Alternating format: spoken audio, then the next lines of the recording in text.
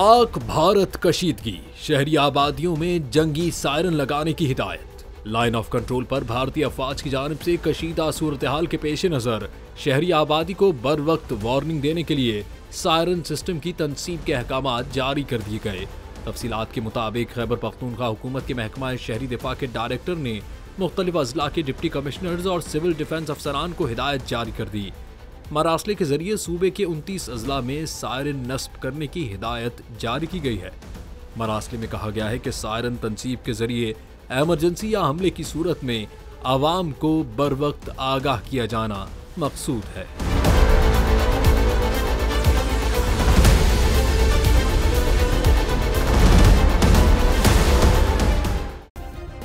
Subscribe करें और bell दबाएं ताकि कोई खबर रह न जाए।